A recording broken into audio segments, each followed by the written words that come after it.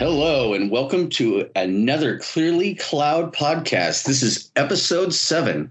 I'm Sean Spicer, joined by Conrad Agramont.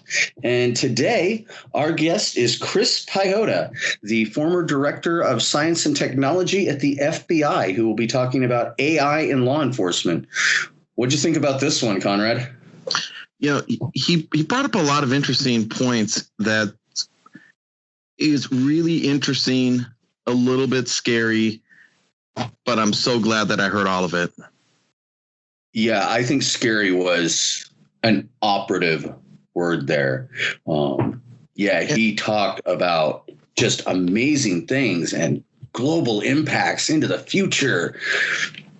Well, you know, you hear a lot about these areas, and sometimes you feel that it's a long way away, or no, there's AI or deep fakes, but maybe that's just for politicians and everything. But it's just getting so much closer to home, and our, societal play into how other people are trying to take fun things for devious reasons, and we're both either unwittingly, going into it, or we're just not being thoughtful when we play these games or trivia, and you just think, oh, what harm could that be? As he explains it, it adds up.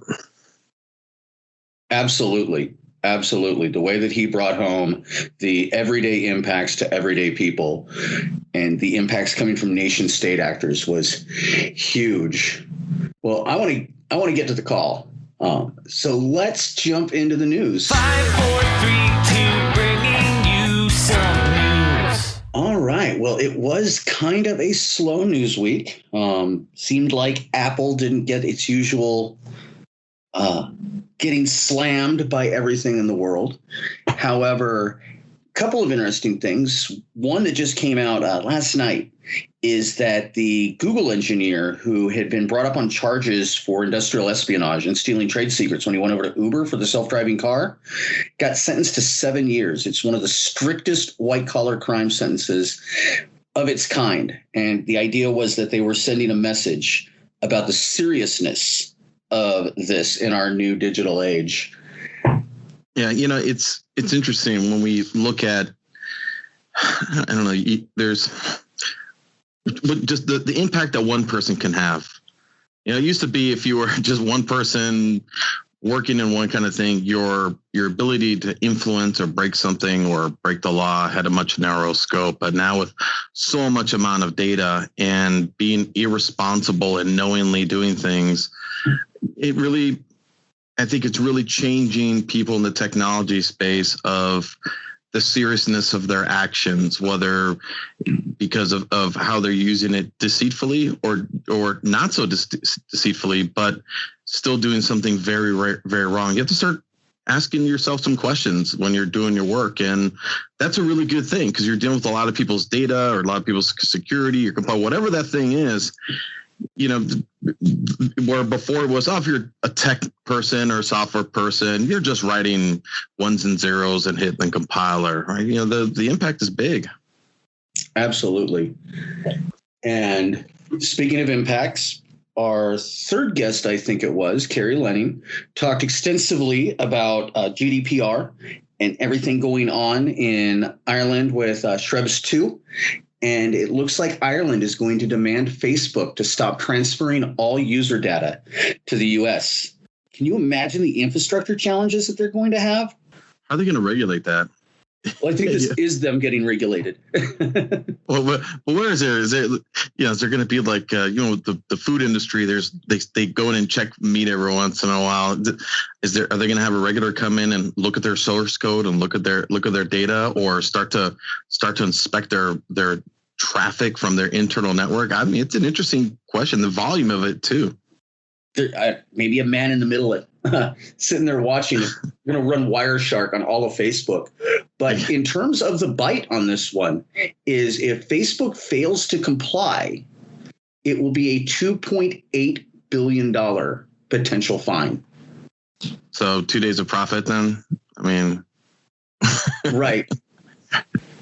I mean, that is really interesting. There's going to be more and more of those. I mean, it seems like a lot of the times when we're talking Clearly Cloud, it's a lot of really interesting topics, but but because we're not sitting here just talking about the tech side anymore, but just kind of the broader impact on cloud, just interesting how compliancy and privacy is just so key to everything that's happening in the cloud. What's interesting, talking on that global scope, and this is a story you turned me on to, is in North Virginia is the largest data center market in the world. And so it's 4 times larger than the second largest, which is Dallas. But globally, it's more than 2 times the size of the next largest market, which is London. That's outstanding that you think the cloud and you just think it's everywhere. But nope, take me home, country roads, to the data center. Well, maybe what's also not surprising in there is Northern Virginia definitely has a lot of the key jobs from the government as well. So there's a lot of, U.S. Fed that's supplying in there, and there's such a large, a body of government contractors and support organizations. They always say the Beltway all the way around it. And it's true. There's workers that live all the way around it, but a lot of the tech part of it, I used to live in Maryland, Virginia, and worked in parts of D.C. Many years ago. A lot of it is kind of that Herndon, Reston, the Loudoun County area in there in Northern Virginia. And I'll tell you, the other things that normally benefits them is they don't get a lot of bad weather, no earthquakes, a lot of just kind of flat lands, and they're just sprawling. So both, I think, the jobs and the amount of data centers, they just keep mowing down forest and cranking up new data centers. But I was surprised when I heard those numbers. Yes, so was I. And let me just say, as a California boy, you saying no bad weather? I've been to the area in December. That is bad weather. Cold. It's cold. I mean, it's cold, but it's not like, the Northeast, and there's not a lot of hurricanes that roll through. But the other key part is earthquakes. So, there's stuff in here as well. But they have a lot of things going from Northern Virginia. So if you're out in Northern Virginia or there in the DMV area, way to go. And don't get lost. So Google bought Waze a couple of years back for a couple $1 billion. And Waze is this cloud navigation platform. And they've laid off 5% of their workforce this week. And I just wanted to highlight that story because of why. Why would a map company lay off 5% of their workforce right now? Let's see. Not a lot of places to go. No one's driving. And so instead of measuring their user base in monthly active users or monthly recurring users, Waze measures their users and impact by miles driven. And since the start of COVID, their miles driven have dropped by 75%. And that means that the eyes on their ads and ad platforms has dropped by 75%. Just the impacts of our new world is just continues to astound me. Well, it's the way that all these things line up that, with Waze, we're just talking about it's, and I prefer to use Waze than Google Maps. They're both owned by the same, company, obviously. And I imagine a lot of the same tech.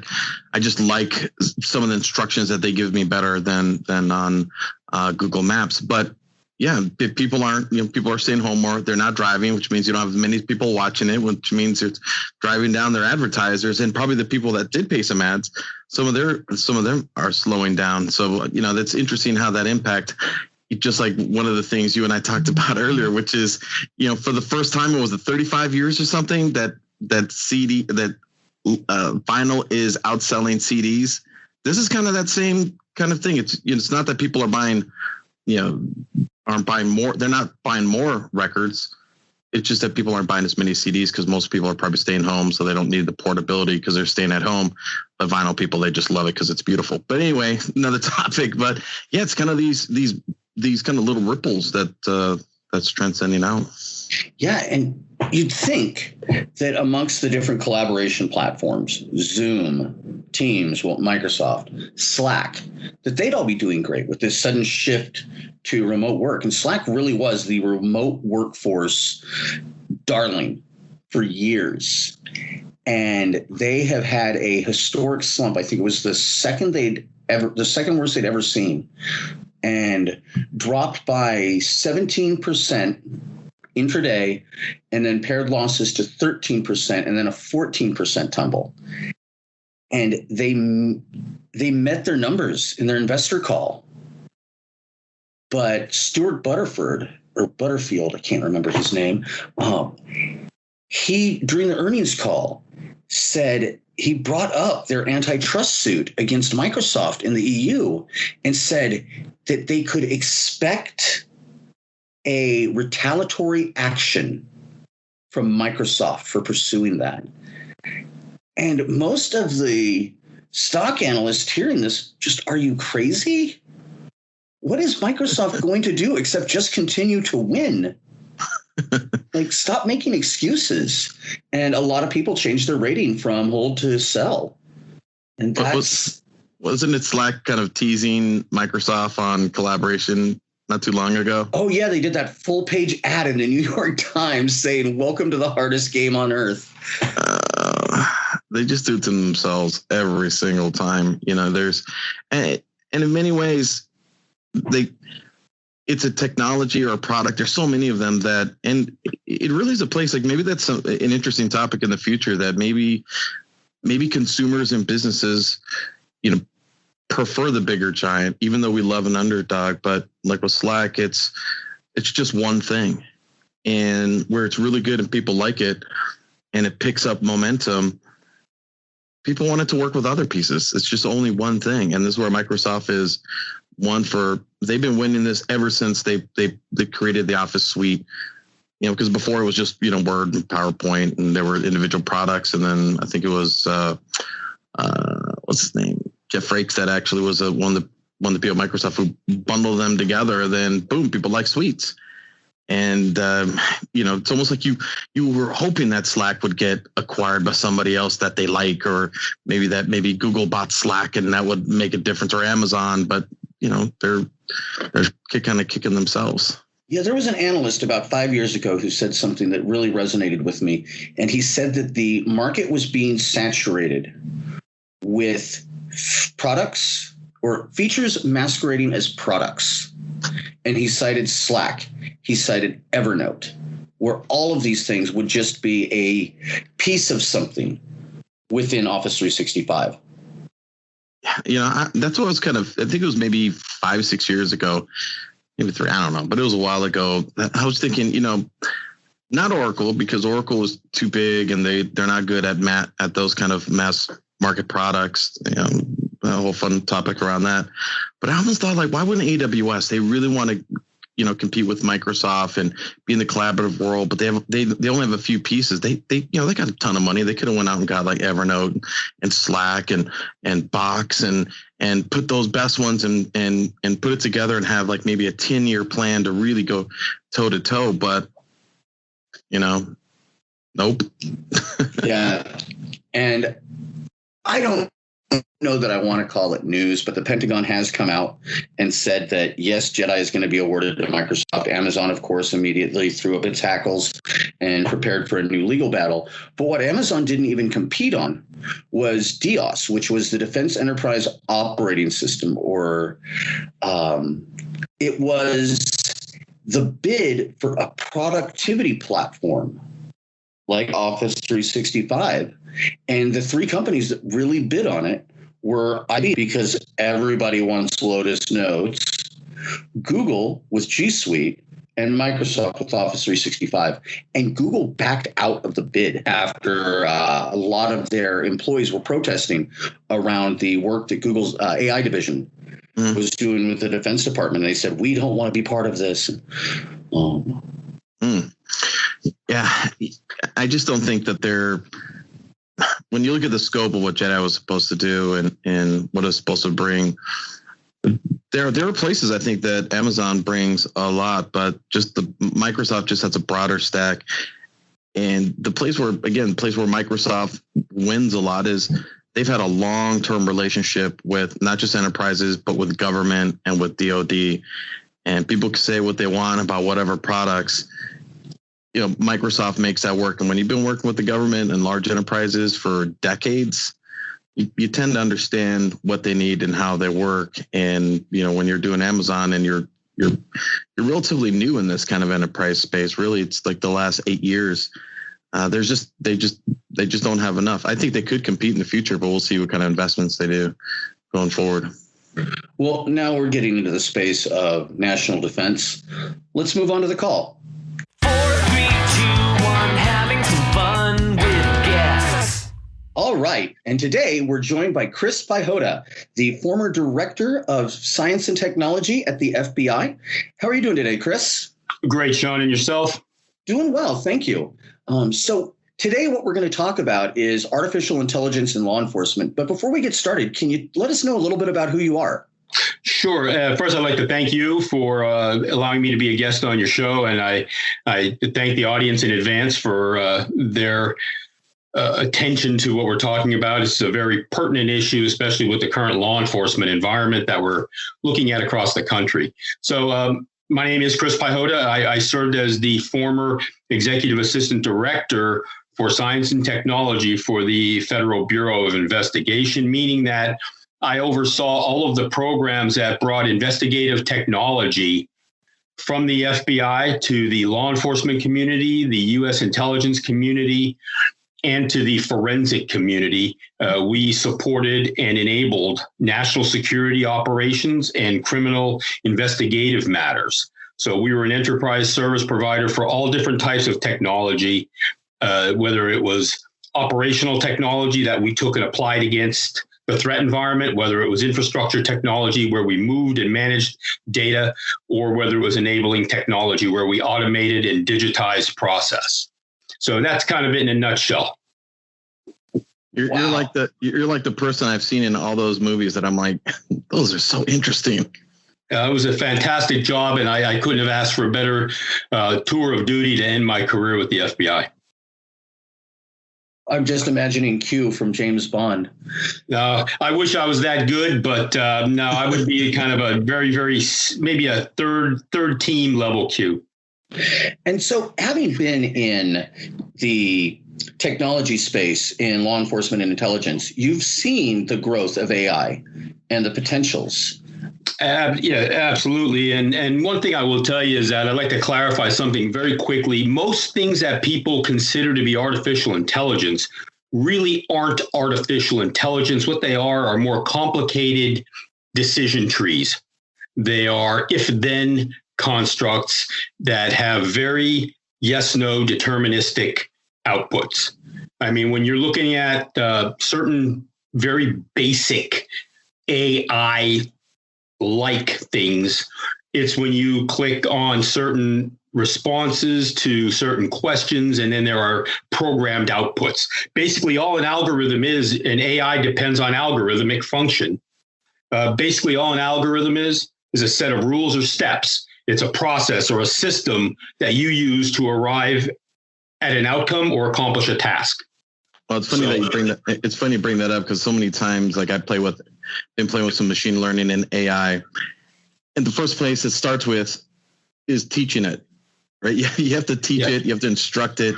You have to give it a pattern so that it starts to understand the pattern.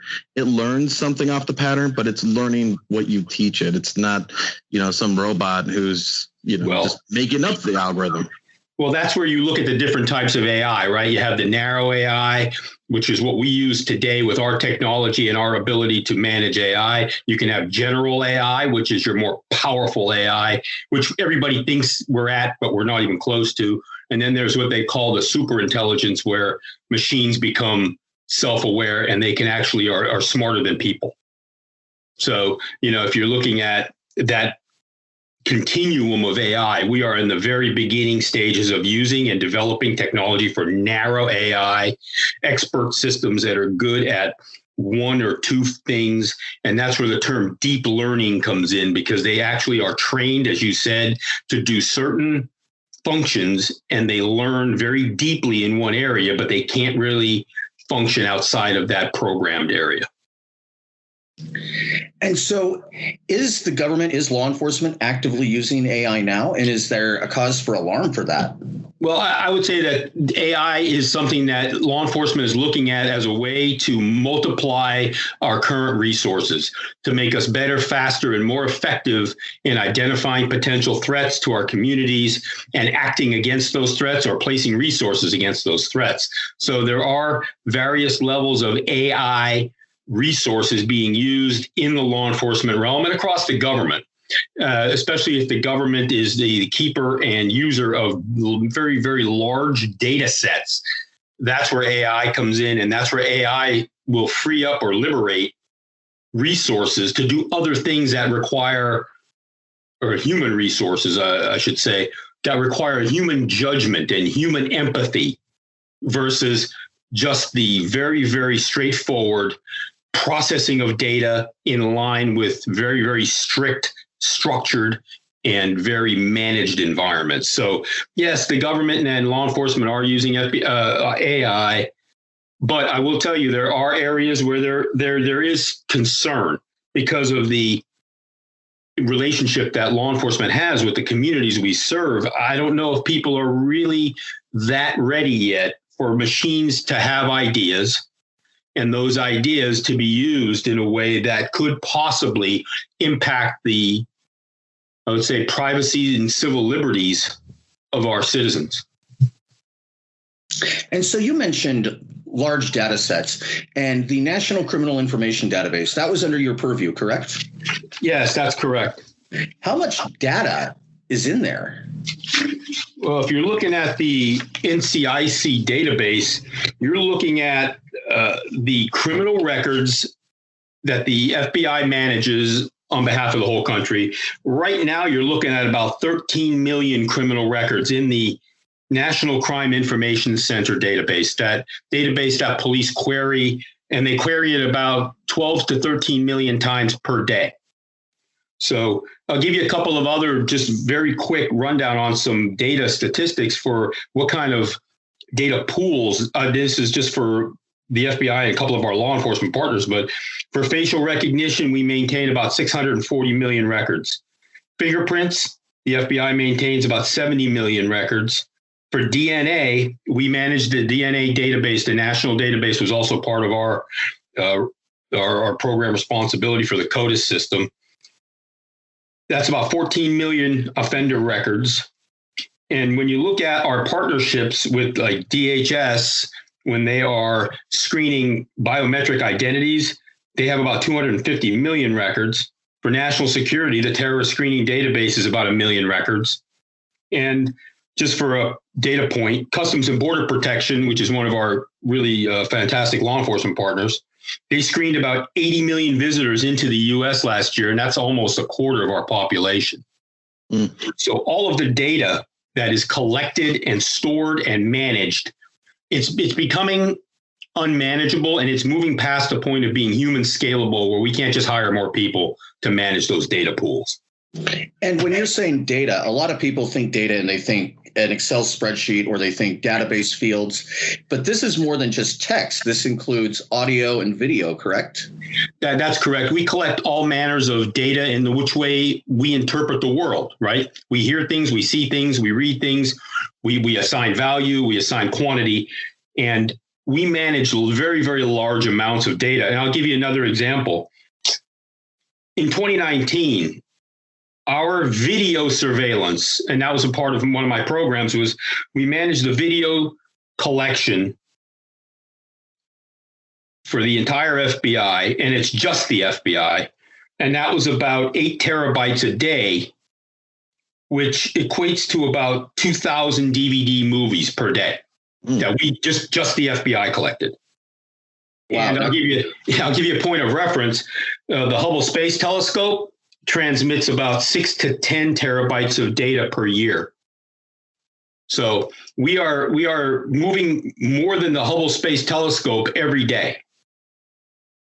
And what we're finding is we're straining under the load and the burden of that kind of data to actually make it into usable, actionable information for our investigators and our analysts. I'll give you one more example of a data load. This is a single incident. In 2017, we had the tragic Las Vegas shooting, and the FBI received approximately 22,000 hours of video and approximately 251,000 still images that we had to process to look for other investigative leads, to aid investigative effort, and to look to prevent other similar incidents from occurring. So that's where we have to start looking at the use of AI as a means of providing us with those tools and the ability to manage those very large data sets. Wow. So I think back to like the 1960s movies where you see the detective looking through the pictures. And when you consider that raw amount, when you're processing those images, are humans looking at all of those? Well, what we're doing right now is we still have human judgment at the end of the process. We don't trust the AI systems completely. They're very good at some things, but certain human interventions are still required because of the severity of being wrong. What we use AI for a lot of times is to exclude information that we know is not part of our investigative effort or our analytical effort. And what that does is it frees up time and resources from us not having to look through terabytes of data. We can isolate timeframes, types. We can look at video content. We can start looking at recognition software that will help us really define and narrow the data set that we have to look at. Now, you mentioned that there were different levels of AI. Is the AI that you're talking about, is that just an advanced algorithm at this point, or is it starting to use deeper learning? Well, if you look at the deeper learning systems, we are experimenting with some of those. A lot of the systems we use are the more narrow AI systems with your facial recognition, your natural language processing, your ability to match photographs, things of that sort. It's not so much we're using those very, very powerful AIs just yet, because there's a certain conversation that has to happen around the ethics of using those type of systems, the ability for us to provide transparency, and not only that, but the ability for law enforcement to introduce that type of a tool into the courtroom environment. How do we explain for true, deep neural network, unsupervised learning systems? How do we explain to a court of law how we arrived at certain outputs or outcomes and tell somebody how they are going to have their constitutional rights impacted by the decisions of a machine? And when even a first-year law student is going to say, well, can you tell me how you came to that decision, and why is my client sitting here today? And we can't look at a judge at any point and say, we don't know how it came to that conclusion, because it learned and it taught itself. I mean, there's interesting. Yeah, that black box. Yeah, that black box world of AI right now is a limiting factor for us in being able to introduce it into certain key parts of our law enforcement mission. I mean, there's like the efficacy about this, about what we as a nation do for ourselves and citizens, and that balance of, we're trying to find, the bad things and get to the answers at the same time, not cross over too much. But then there's the other side of it, of others that may be using it for bad in a way that most people don't even know that it's that bad. Well, yeah, I mean, I think that what people have become accustomed to is AI being parts of certain parts of our lives that they don't even realize. Like when you get your credit score, that's AI derived. When you are receiving unsolicited, I would say, sales information to your email, to your text messaging, all of that's generated by AI, where they analyze your buying preferences and your buying practices and they generate, you become an entity, and they treat you as an entity, and then they market to that entity. So a lot of areas we use every day. I mean, when you're on Netflix, when you're using Google products, Amazon, Apple, Twitter, they all use AI tools to provide you their services and products. Yeah, I mean, some of those areas you really look for, like when you're doing a credit card purchase and then they send you a text like, hey, are you there making this credit card purchase? Because they detect it's outside of your normal pattern of purchasing. And you say yes. And in that case, you're like, oh, man, that's cool that they did that, because not one person is sitting there with the screen like, why did Conrad just buy that shirt at this place? There's something in the back that's detecting your buying power. And then in that case, you feel good about it. Right. And I'll tell you what, AI brings us a lot of opportunity to protect ourselves. It makes our lives better. It gives us opportunities. It's going to open new markets. It's going to create new product sets. It's going to enhance our lives. But on the flip side of that, there are people who will use AI for ill-gotten gain. They will become better bad guys. They will enhance their criminal capabilities. And quite honestly, there are places where AI is being used to assess citizens. And we talked about this previously where, in some of the other countries around the world, and I'll use China for an example, they use AI to provide you with a good citizenship score. So you're provided with a score that an AI determines what your level of citizenship is, how well you follow the law, what your credit is, and it takes all these different aspects of your life and it gives you a score. And based upon that score, you can be given privileges or denied privileges based upon your citizenship score that an AI has determined what kind of a good citizen you may or may not be. I swear, this is an episode from Black Mirror on Netflix. I mean, like, it's the exact same thing. It's happening today. And, it's interesting that I may have a very low score and you may have a very, very high score. And because we are seen together or we are associated, your score will go down. My score will not go up. And when you start looking at those types of relationships, that's where you're going to see that AI can actually then be determining what kind of social freedom you have as an individual, and your human agency is impacted by the decisions of a machine. So it's already happening. I watched a video recently where a young lady was conducting an interview in China, and she went into a business, and they don't use passwords, they don't use ID cards, they just use your facial recognition. And when it recognized her as being a guest there, it also gave her an attractiveness score. So she was given a score on her appearance as to how attractive she was. Wow. And I've seen demonstrations of this at Microsoft events where they have the camera, they've got a giant screen, and when you walk up, you can make different faces, and it would ascertain what age you were, what your gender was, but then it would also rate how happy you were. Right. They have what they call, affect detection, right? They can tell what your mood is. They can tell what kind of affect you have for the day. And, on the good side of it, the gentleman who was in this interview said, they have, China has the most surveillance cameras in the world per capita.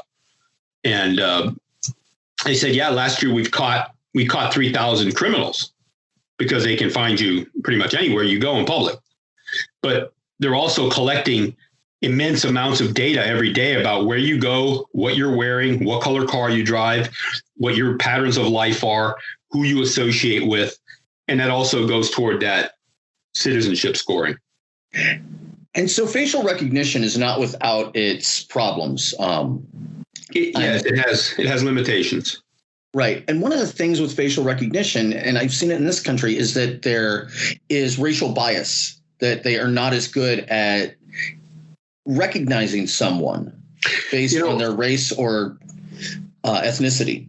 Yeah, the technology has not moved past certain confounding factors that come along with people's different appearances, where, skin color, skin tone, you have lighting, you have shadowing, you have a whole bunch of what I consider to be environmental factors that can affect how an AI interprets the world through its optical capability, right? So when you're looking at the ability to train an AI to actually see the world in a certain way and interpret it in an accurate fashion, you have to get a vast amount of training data. You have to have a lot of classifiers to make sure the AI has enough information that it can make informed decisions.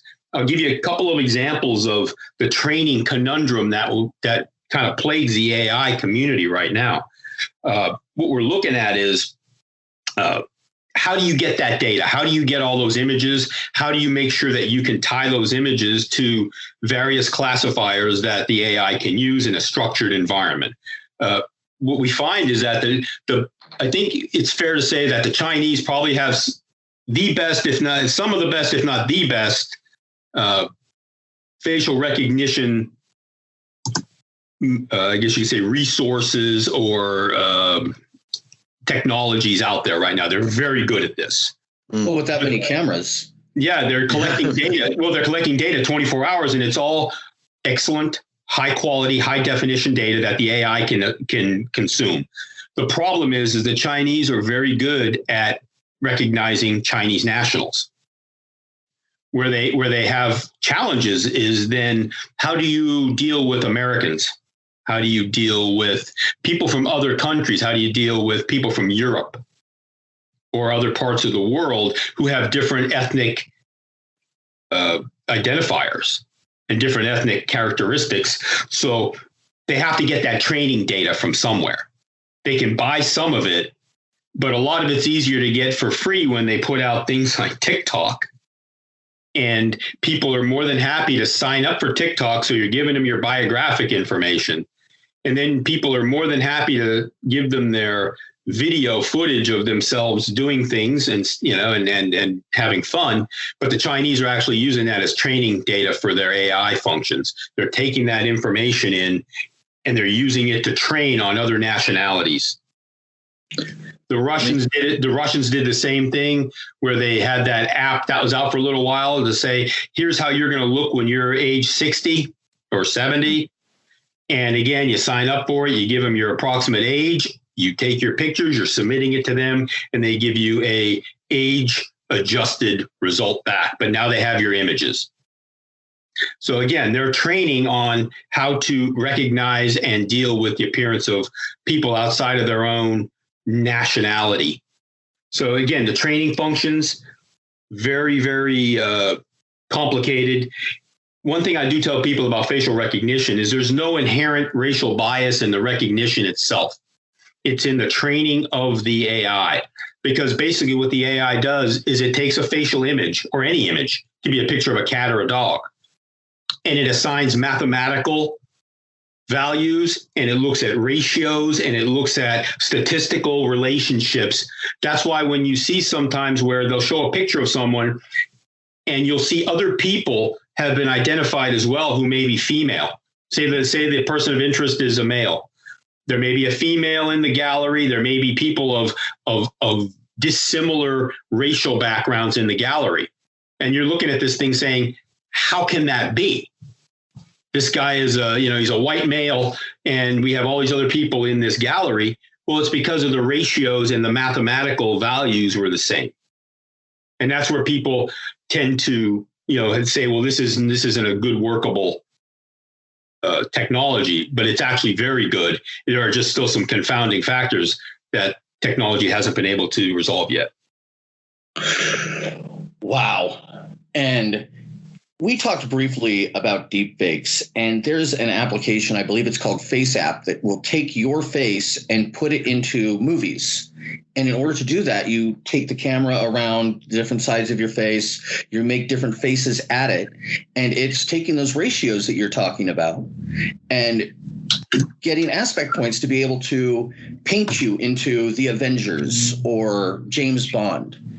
Right. And just what people are giving up. They're not looking at the possible use of that powerful technology in a criminal, or I would say in a counterintelligence world. It's fun. And the elicitation of your personal information has become an art form, and it's very, very prevalent in today's society. I'll give you a quick example of social media platforms. They come out with those little quizzes and say, hey, what do you think your porn star name would be? Well, give us the name of your dog and the street you grew up on. And you do it, and it's funny because it would be like Maggie Green or something like that, right? Well, you just gave them bits and parts of information that they didn't have before. And then they come out with another one a couple of days later. And next thing you know, they have a pretty good picture of who you are, and they build your identity, and they build you as an entity. And what they also have is your security questions for resetting your password at your bank. Exactly. And now if you give them your images, they can actually, with AI technology, recreate your image in such a perfect likeness that they can create that perfect imposter. They have everything but your physical body. And that's where AI can be used for not so good outcomes to offset all of the positive things that it can do for our lives. And so on the run-of-the-mill bad, I guess I don't want to say run-of-the-mill bad guy, but on your domestic bad guy who's going to use this, I've heard of phishing where they're using AI to change your voice, and you call somebody up and you sound exactly like Conrad, and you tell me, hey, listen, I need you to buy this or transfer $200,000 to this account. And it sounds exactly like him. And it's getting to the point now where this can be done with video. Right. And what they're doing is they're using these very powerful AI tools to, again, become that perfect imposter. And it goes back to that old axiom of if it walks like a duck and it quacks like a duck and it looks like a duck, it's probably a duck. And that's what we're seeing now in the digital world. How do you assign and validate identity with these types of tools available to more and more people? I'll tell you one thing is that with the artificial intelligence world, the availability of computing power for today's society is incredible. And I use the example, I saw it a while back, and it's a great example, but today's smartphones have about 100,000 times more computer processing power than the computer system that was used to guide the Apollo 11 mission to the moon and back, right? 100,000 more times. And that's the technology that all of us carries in our pocket. And the general public has been given access to what was previously considered the peak and pinnacle of nation state level computing power. And that's why these tools are becoming more available, and these technologies are becoming more available to our adversaries and our competitors.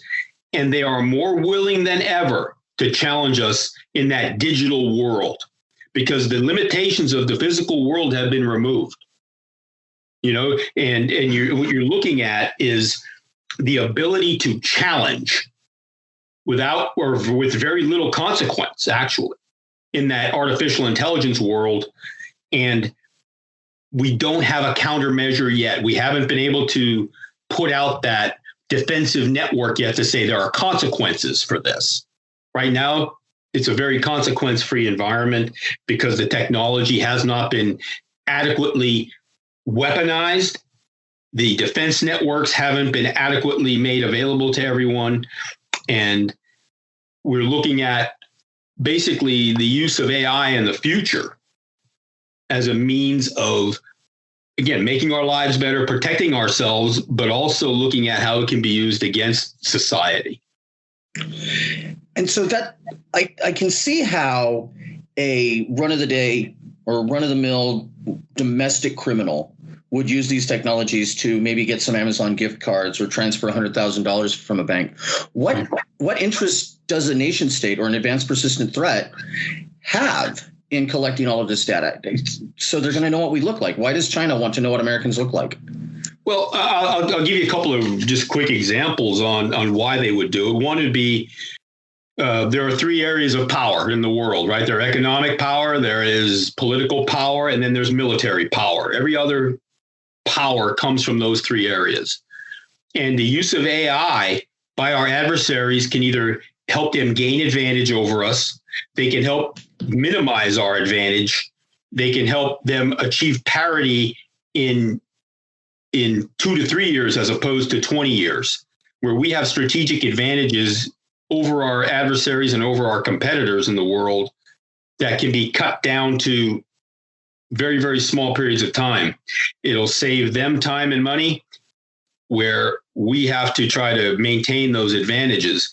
If you're looking at the use of AI in a weaponized fashion, AI, as in all computing environments, can do millions and millions of calculations per second, millions of transactions per second. And I'm being conservative because there are some computers out there. Again, this is like nation state level computing power. But if you look at our Oak Ridge National Laboratory, they have a supercomputer that can actually perform what's called an exaflop. An exaflop is 1 quintillion calculations in a second, and a quintillion is 10 to the 18th power, or 1 with 18 zeros after it. So you're looking at that type of computing power is entering the world. So what you're looking at is the ability to do things that we could never even consider or conceive previously, for good and for not good. And that's where our adversaries are putting a lot of money into research and development when it comes to artificial intelligence, because they're trying to look at those 3 areas of power and how do they maintain or gain an advantage or reduce our advantage. So I will tell you that, in the future, AI is going to be a big part of commerce as it is now. It's going to be a big part of the financial networks in the world, which it is now. It's going to be a big part of the healthcare providing capability of the world. So you're looking at some very important areas that by gaining dominance in those areas, you will gain dominance in other parts of world power, economics, again, politics and military power. Wow, this is so big picture. my mind is spinning. Well, and that's where in my previous job, we had to look at things on a very tactical level. Like you said, it's the guys that are out there counterfeiting, certain financial records and stealing Amazon gift cards versus our international adversaries that we may actually at some point be called into armed conflict with. And we have to see what their capabilities are. And with that type of computing power that's available, I said it earlier, and I use this term all the time, but these problems are no longer human scalable. And if we are being attacked by an adversary that uses an AI to manage its battle plans and its weaponry and everything, we can't make decisions fast enough to keep up. It'll outthink us at every turn. It'll outshoot us. And you know what? These things don't sleep. They're 24/7 switched on all the time. So, part of these challenges we have is trying to equate the AI consequences to our physical world. Have any of you ever seen those videos with those Boston Dynamic robots? Oh yes. Yeah. Okay, also a Black Mirror. Also a Black Mirror. Yeah, phenomenal, right? And they show them where they can run, they can jump, they can climb. And I'm talking about the ones that emulate dogs, not the human ones, because they're not as good yet. But the ones that emulate dogs, they can run, they can jump, they can climb, they can do a lot of things. And we were talking about this at work one day, and we said, well, what happens when you put the software and the hardware together to make these things into autonomous weapons? You load them up with weaponry, automatic weapons. You give it search and destroy capability. It can see the world. It can hear the world. It runs 24 hours a day, solar powered. How do you deal with that? Skynet. Yeah, and that's basically where you're heading down that path. And so what and then people start kind of snickering and they think, that's Skynet. So Chris, earlier you mentioned weaponized AI and the need for a defensive AI. What does that look like? Well, what we're looking at is an AI that is weaponized, could be used to attack our infrastructure, attack other information technology systems. And the only way that we can actually defend ourselves and our systems and our infrastructures is by weaponizing another AI and using it in a defensive posture. Because as I'm being attacked in millions and millions of transactions per second and calculations per second, I need an artificial intelligence that can counter those attacks with equal or greater speed and be predictive and be preventative. So that's, again, you can't put people against artificial intelligence. That is a losing situation.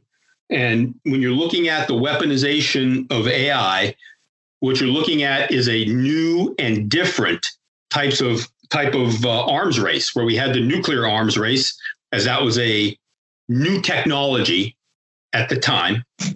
Now we're going to have another arms race where AI is going to be used without a doubt in the conflicts of the future. You're going to see a world where software and coding are possibly going to replace hardware and munitions.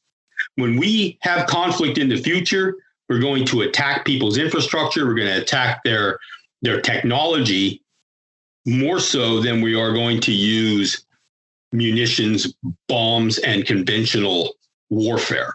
So I'll leave it at that. But what I'm saying is that as we look at AI, as we look at the promise that it brings, we also have to look at the vulnerabilities and possible threats that it brings, and balance those issues with, again, good policy, strong ethics, and the transparency, so that people understand where we are and where we're going with this technology. So I'll stop there, gentlemen. Thank you very much for the conversation. Right, Chris, thank you. And this was excellent, seeing it go from the tactical level where you were talking about the shooting in Vegas to the global scale, but also stretching into the future and what these impacts are going to be. Always a pleasure speaking with you and hearing you speak. And I look forward to having you on again soon. Chris, is there any place where people can find out more about what you do? Well, you can go to the FBI website, fbi.gov. You look at the science and technology branch, which, again, like I said, the unsung heroes of many operations. You'll see that there are 3 divisions. There's the operational technology division, which, again, does all the James Bond type of things. The laboratory division, which is the premier scientific and forensic function for the FBI and for the law enforcement community, and the Criminal Justice Information Services Division, which is our largest national asset program provider and the keeper of all of our national asset databases. So I would recommend people go there. That's the best place to get some really good general information. Wow. Thank you again, Chris, and have a great day. Thank you, gentlemen. Thanks again for having me as a guest on your show. Take care. Yeah, thanks, Chris. Holy smokes, here comes some really bad tech jokes. Hey, Conrad.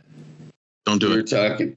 Yeah, I'm going to. Wow. So we were talking earlier about Amazon and losing a Jedi.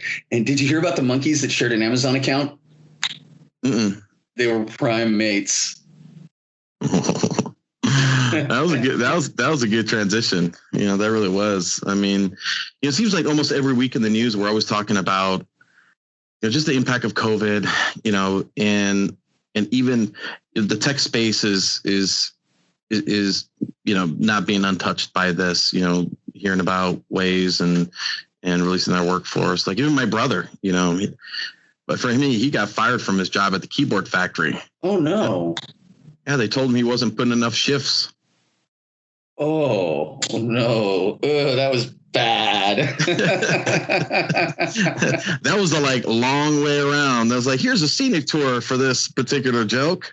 Well, that's sometimes jokes. That's half the fun. It's getting there.